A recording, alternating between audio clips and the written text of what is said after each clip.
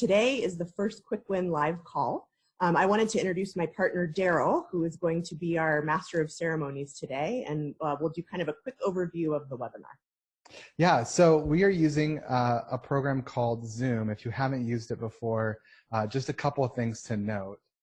First of all, at the bottom of the Zoom window, there are a few options. You'll see a Q&A option, a chat option. If you can hear me, would you just go to that chat option really quick and type in the word yes so that I know that you guys are all with us right now?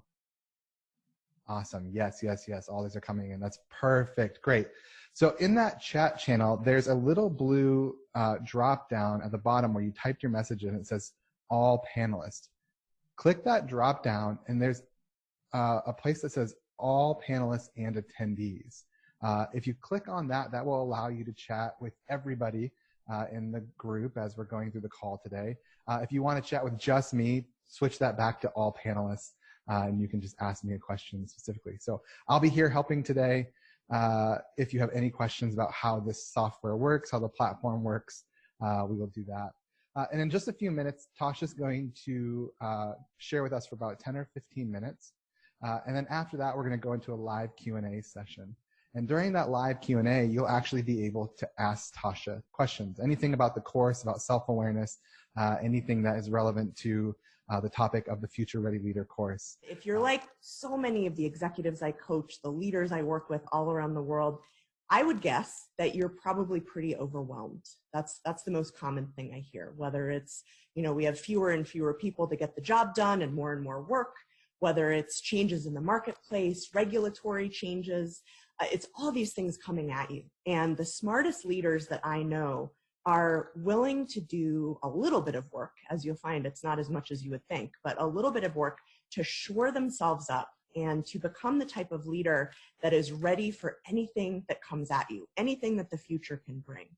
And that's the beauty of self-awareness. You all probably wouldn't be here unless you understood how important it is for our, it improves our work performance. It gets us more promotions. It helps us be more confident and more influential. It helps us be better, more respected and effective leaders. There's some evidence saying it's the #1 predictor of leadership effectiveness. And there's a ton of benefits that follow us home that you'll learn about in the course. But what I've really come to believe very passionately over the last 5 or so years that I've been doing this research is because most people wrongly believe that they're already self-aware, the people who go through the effort and who are committed and brave enough to work on this critical skill are the ones that will get ahead. So I just want to thank you all for being here and for sharing that passion and really knowing what a leg up this is going to give you that most people are not courageous enough or maybe focused enough to have. So everybody has different spheres of their lives, right? We have work, we have our family, we have our friends, our community, any kind of volunteering that we do, religious organizations. So if you have a pen and paper right now, what I'd like to just give you a second to do is to list the different spheres of your life that are important to you right now. And there's no real right or wrong way to do this, but I want you to try to list like up to 5 self-awareness spheres of your life. So I'll just give you about 30 seconds to do that and then I'll check in. And maybe just to have fun with the chat feature, as you guys are thinking about this, I would love if anybody wants to type in a sphere or two that you came up with in the chat box. We would love to hear.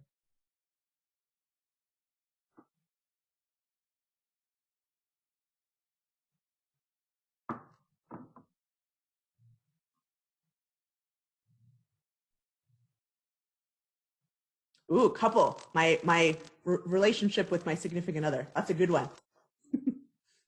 I find that a lot of my executive coaching clients, the second most powerful place they apply a lot of these concepts is in their relationship with their significant other. Interaction with my team, awesome. Oh, hey, Andy, relationship with my students, my colleagues. This is great, you guys. This is exactly on the right path. Mentoring my team, my relationship with my wife. Oh, I love this. So it really comes alive. You think about self-awareness as like, oh, it's just this sort of like theoretical thing. But when you start to imagine, if I could improve my self-awareness in each of these spheres, what could that really mean for me? So that's the second step of this activity. and you don't have to type this in the chat box. You can if you want to, but you don't have to, is for each of those spheres, I want you to think about how satisfied you are with that particular area of your life right now. 1 is, I couldn't be more miserable. And 10 is, nothing could be better. It's absolutely perfect. So for each sphere, just think about like a gut number of your satisfaction of that area of your life right now. So Matt, I'm going to allow you to talk here. Hey, Matt, are you there? I am. Hi, Tasha. Hey, Matt. And everybody else. Thanks for doing this course. I, of course, am really grateful to be a part of this.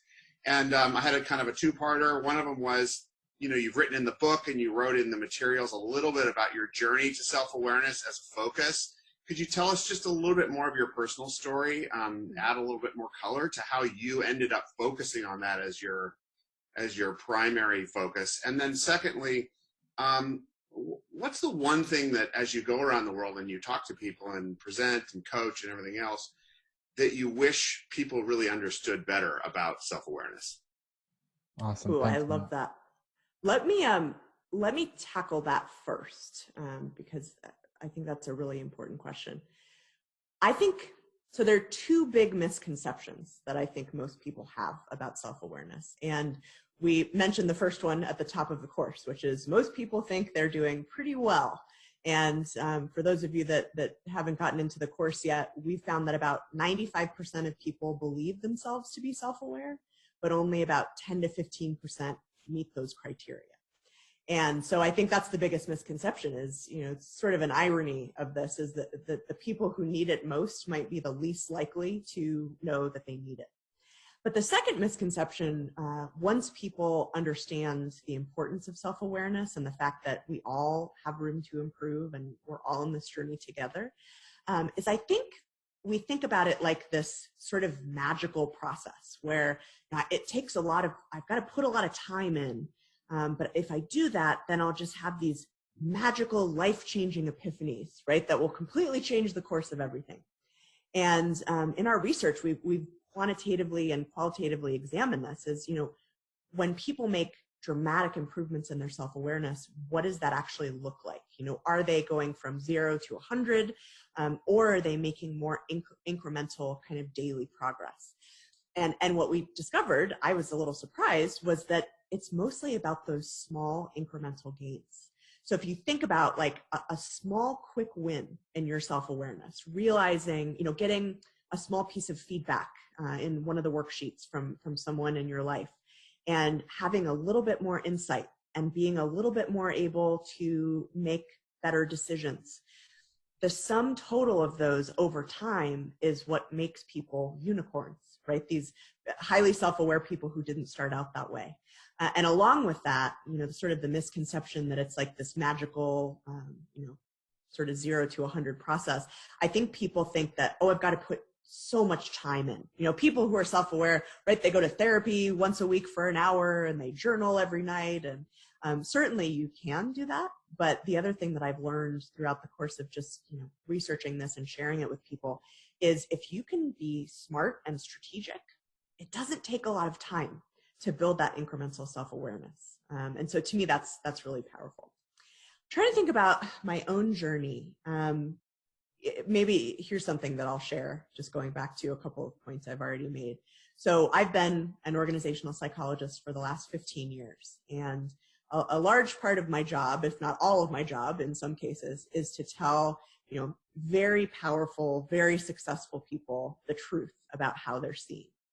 And as I saw these amazing transformations that they made by being brave and listening and making different choices, you know, it was gratifying and it was wonderful.